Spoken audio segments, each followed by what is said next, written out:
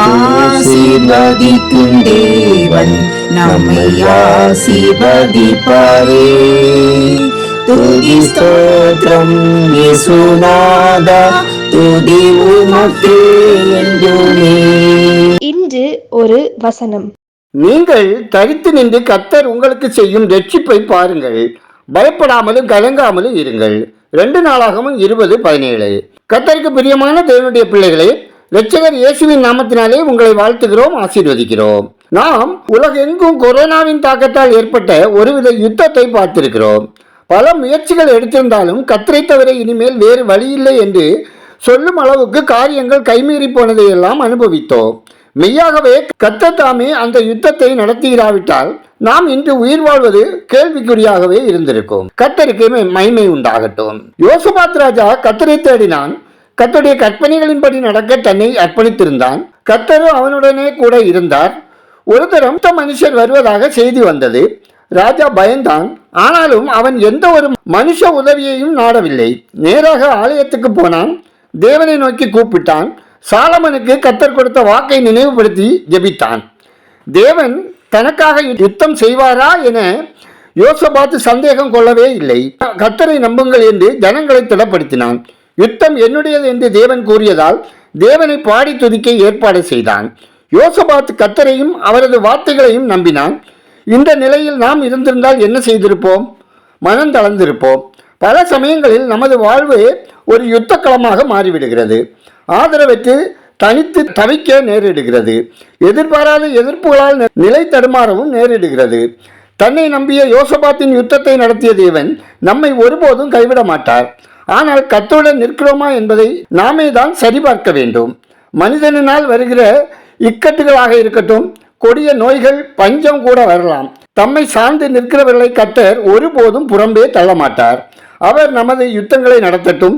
நாமும் அவரை துதித்து பாடி மகிமைப்படுத்துவோம். ஜெபம் செய்வோம். எங்களை விட்டு விலகாமலும் கைவிடாமலும் பரலோக தந்தையே, ஆசீர்வாதமான இந்த நாளுக்காய், இந்த நாளின் வசனத்துக்காய் நன்றி சொல்லுகிறோம். யுத்தத்தில் வல்லவரான எங்கள் தேவனே, என்றென்றுமாய் நாங்கள் உண்மையே மற்றும் சார்ந்து கொள்ள உம்மில் நிலைத்திருக்க எங்களுக்கு உதவி செய்யும்.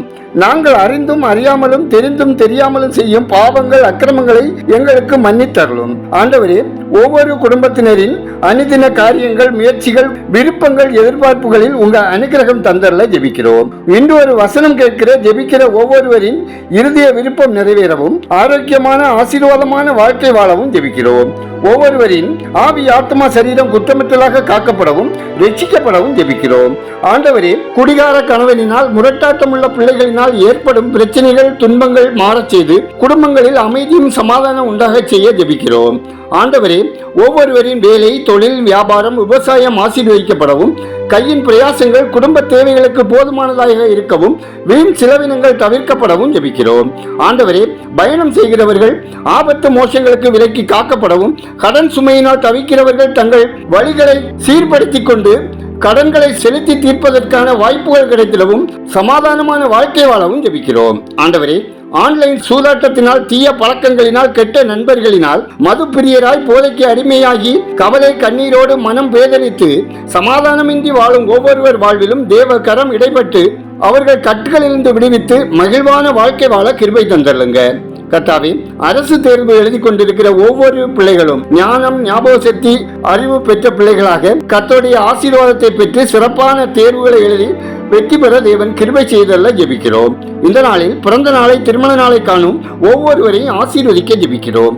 பல்வேறு நோய்களினால் பீடிக்கப்பட்டு மருத்துவமனைகளில் சிகிச்சை பெறுகிறவர்களுக்கும், வீடுகளில் படுக்கையில் இருப்பவர்களுக்கும், உடல் பலவீனத்தோடு இருப்பவர்களுக்கும் தேவரீர் மனம் இறங்கி உங்க தழும்புகளால் குணப்படுத்தி பரிபூர்ண ஆயுசுடன் வாழ தேவரீர் இரக்கம் செய்திட ஜெபிக்கிறோம்.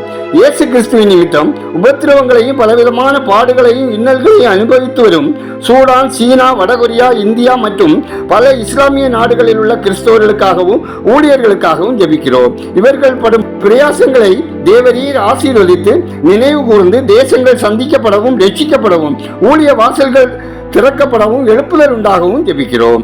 இந்த நாளிலும் கர்த்தருடைய சமூகத்துக்கு வந்து ஆராதிக்கிற தேவ ஜனங்களின் கண்ணீர், துக்கம், சஞ்சலம் யாவும் நீங்கி கர்த்தருடைய வீட்டு நன்மையால் நிரப்பப்பட்டு மிகுந்த மகிழ்ச்சியடைய பரிசுத்த ஆவியானவரால் நிறைத்திட ஜெபிக்கிறோம்.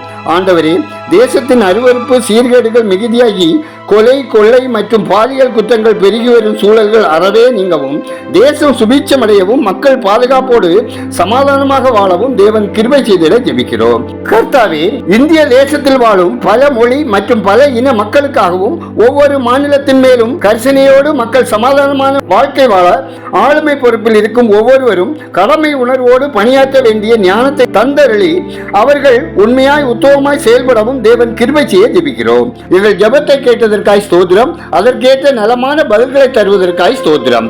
துதிகர மகிமை உமக்கே. இயேசுவின் நாமத்தில் ஜெபிக்கிறோம் எங்கள் ஜெபங்களும் நல்ல பிதாவே. ஆமென்.